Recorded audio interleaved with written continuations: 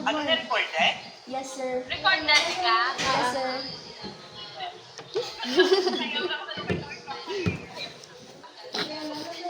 Ilang nakaminit. Magpalmakuga, ka, sa ano din, this is for what? Para sa ano? Sir, this is for the compliance sa amon nga i-portfolio, sir. So, bali, ang sa amon i-portfolio, we are asked, sir, to do an interview sa mga instructors, sir, with regards sa ilang the use of ICT in assessing student learning, sir. So, kung paano nila gina-assess ilang students with the use of ICT. So what will happen? You just have to take note ang ako na interview. Yes, sir. Take note lang. Yes, sir. Tama ko sa senso ko ba? Okay, okay. Yes, sir. So, we'll start, sir. So, the part 1 of our interview, before we start, sir, I would like to introduce myself first. So, I am Francine Nicole Cabales from West Visayas State University, Mamalan City Campus, a second-year Bachelor of Secondary Education, major in Social Studies. And para sa amon nga compliance sa e-portfolio, we will conduct an interview, sir. So, sa part 1 sa ato ni interview is ang background information. So, can you please tell us your name, grade level, and the subject you teach, and how long have you been teaching? Okay, should I start right now? Yes, sir. Okay, so my name or name, I am a dalapanganon, no? Degree ko, no? Yes, sir. Fictional ako na, okay, I'm a graduate of Bachelor of Science in Computer Science from the University of Negros Occidental, Recoletos. Presently, I'll be graduating as a Master's Information Technology from the State University of Northern Negros, Sagay City, this coming June. So, graduating na si Tito mo. Okay, so I've been teaching for mostly 4 years to be exact. That includes senior high and Bagus College.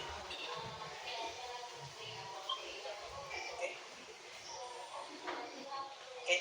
So, what else? Masakta mo na rin ko nga. Okay, so sa next part sa katon nga interview, sir, is we have 3 questions. So first is, what ICT tools do you, oh my gosh, wala siya si Dana. What ICT tools do you commonly use to assess student learning? For example, is mga Google Forms, Kahoot, and learning management systems. Okay, so more depends on the subject that you are teaching. Because like, in terms of theoretical, more on theory, I've been using PowerPoint presentation or using a Canva for the student, right? And then also using of documents, Word documents. Sometimes, if there are bad weather conditions, where online online class, so using Zoom, or sometimes Messenger pwede na siya. And that part, talking to students, most likely you should have tools. Kasi kung sa Korea presentation that they will not be bored, and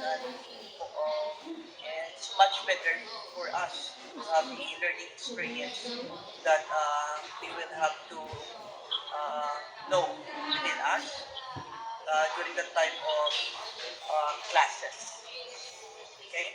Thank you, So sir. using also sometimes interactive game platforms like Kahoot or other applications, but the problem is sometimes that that internet is slow, no? So within that, students engage in learning. As ICT, you should have tools for them to see that in a way that you can use this because of the technology right now. There's a lot of challenges for students as well as teachers uh, to deliver our lessons to our students. Okay. Okay. I think I have answered that one. Yes, sir. You have follow-up questions? We have two other questions for this part, sir. So how do these tools help you assess your students more effectively? And can you share an example, sir, where you use ICT to assess students' learning in a creative and impactful way? Okay. By uh, by using these tools, the best way to be effective with students is stimulates them, in terms of pedagogical learning as well as mixed technology by using platforms. And those platforms, especially when you're using um, real-time applications, games, like Kahoot and others, there's a lot of just like a gamified learning experience for students. So that one it stimulates them and engages them during the time of lessons. And the results of that one, of course, critical thinking among students. Usually right now, um, we all know about the GPTs and AI platforms, but the impact on the students would be that others in terms of the GPT or GPTs, they have no others are not will complement subjects or the topics that has been given by us teachers, especially in the science. Because by doing that one, they have also to listen to us, you know. What is very important is that the attention of students by way of using those learning platforms should it becomes engaging during that time. So they can learn about that stimulates their brain and during classes. Okay. So thank So you, far, sir. Moving on, we have also sa part 3, benefits and challenges. So first is, what do you think are the advantages of using ICT for assessment compared to traditional methods? so by using this one, so I think I right now, no, in terms of using technology, when we use no ICT also in teachers, and not only as teachers, most likely um, other teachers, um, not in the um, not in the profession of ICT in relationship with their studies, um, this involves no, most likely for students uh, by way of Jean? I think the question is advantages. Am I correct? Yes, sir. Advantages. So advantages of that one for students is they have uh, they say to cope up. It's because of the help of the technology. And for us teachers, our lessons by using these tools, no, it produces work, no, both in terms of content and form, and it improves students' academic performance as their classroom experience also improves sustainability. I think that was really short answer. Yes, No? sir. So So for that's the one. last two questions, part 3, have you encountered any challenges in using ICT for assessment? If yes, how did you handle them? And how do students respond to ICT-based assessments? Do they seem more engaged? Okay, so part I encountered also the problem is that most likely all of us, most of us students cell phones. However, the disadvantages of that one is sometimes wala sila load, no? They don't have load to perform, no? So example, when they go to classroom, no? To check their assignments or their activities. And that, I think the disadvantage of that one is because they have no data. At the same time, they are using AI to answer the questions. And as a teacher, I always told them that you don't have to copy all of the answers because in a form of, let's say, in a form of plagiarism type. So you have only to take short and um, concise answers when you are instructing. That would be, for example, way to get certificates for assignments on that one. Say na because um, technology within our fingertips is most likely that is the best way to do rap now. And of course, also they have also to learn, engage in school activities. I school lessons. The negative ones, the disadvantage of students is sometimes yeah. That is why my rule number one, as always, is no cell phones allowed. Unless, if I told to do so, to engage, if I give them into, let's say, for example, okay, uh, uh, uh, go to your assignment on the Google Classroom and then answer it, no? But do not copy all the answers within the chat GPTs, no? You have to, it's because before I give the assignments, I already give them, so I have already discussed the lessons of the platforms, so, PowerPoint, diba?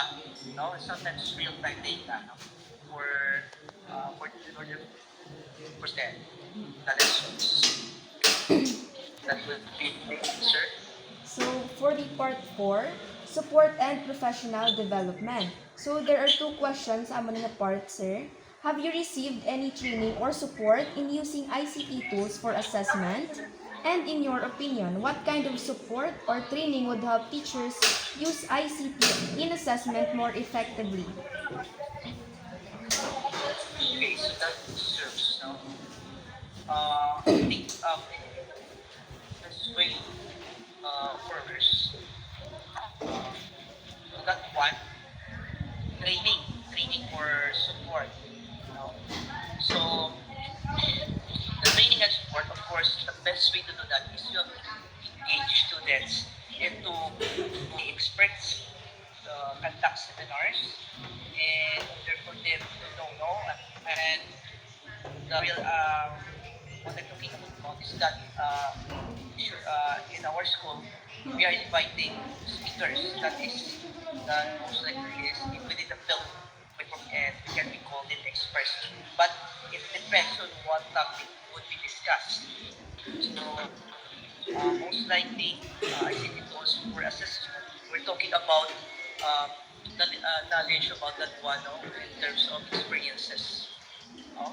With the speakers, if that does engage students within that one, part of that one, uh, for me, I think most likely every end of the semester, every year, we are conducting our seminars for the improvement, no, and set no trainings for teachers by um, involving ourselves so how to use ICT tools also for assessment. Most likely, as a teacher in ICT, we are uh, posing or suggesting that we use this software. Let's say, for example, in our system in the school, we should have software application for that one in order for us to minimize our work to assess fast. Just like now, we have a simple local software lang that students experience, they're typing already their information within that one. So like that trainings and seminars should be always big part of us as teachers during the time of the end of the semester or school year in order for us to prepare for the incoming years the students, to uh, involve them, and during the time of classes with the help of ICT tools. Okay?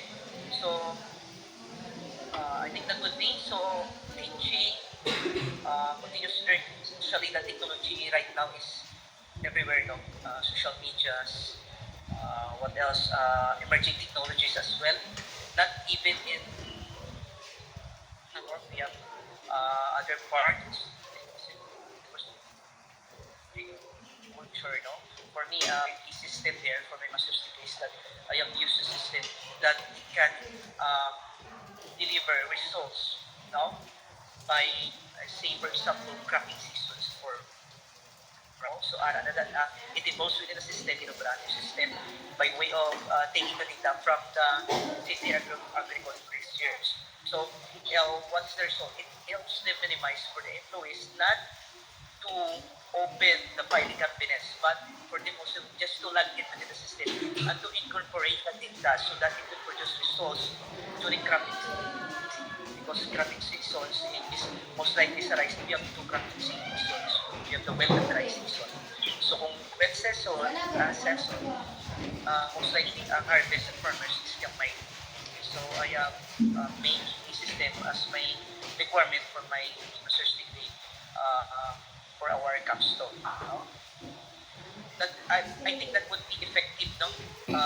If it will use by employees there, if you will adapt on my system. And also for the students, I also engage them in some practice using during the time that is why I told you that it depends on the topic of the teacher. Example, if I have been teaching computer programming, it would be different. It's more on technical skills, no? But if it's more on theory, it would be different by using platforms. Totally, I mean, for my presentation, and then sometimes I create videos, no? For them to watch and to learn from that. And after that, I will follow up questions or assessment to them. What have you learned? What have you watched? So that they will have this feeling engaging, within their classes. So I think that would be, the answer for your question. Okay, sir. So for the closing part, we only have two questions left. So first, what advice would you give to new teachers who want to use ICT for assessing student learning? And is there anything else you'd like to share about your experiences using ICT in assessment? Okay. I think um,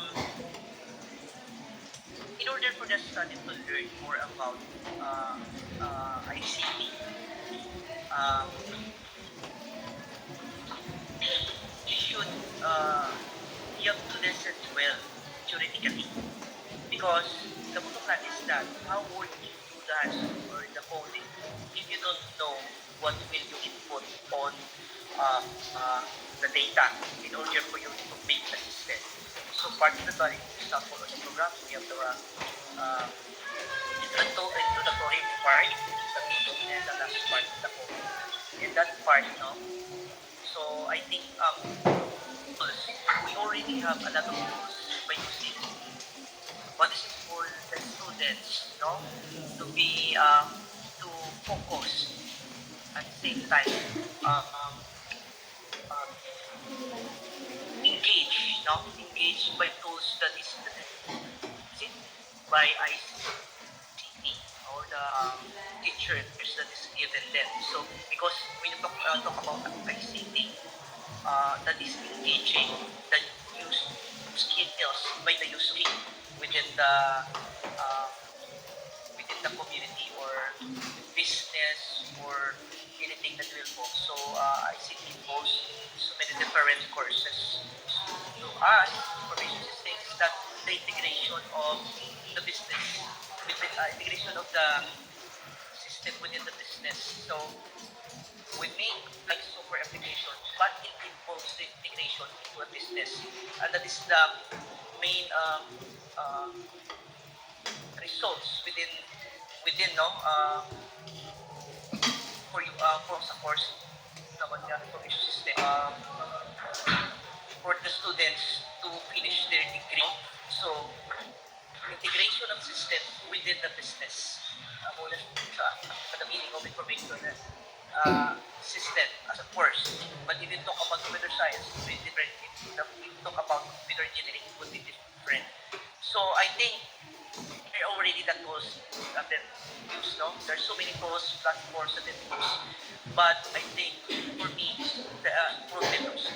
no? You have to be um, diligent in learning because practice makes always perfect. And within the technology, it is the best way, no? Technology right now, it's a big, big help in the modern times right now in our era as humans. Okay, I think that's it. So, thank you so much, sir, for spending your time sa I amon think and that would for... help, no? Okay. So, Dana, tapos na? Yes, sir. So, thank you so much, good sir, for sharing your insights about sa ICT and assessment. So, that will be very helpful good sa amon nga e-portfolio, sir. So, thank you so much, good sir. Okay. Thank you. Okay, Anipan mo na actually, hindi mo pa lang ano ka na na, hindi na Anipan. Ano, ano,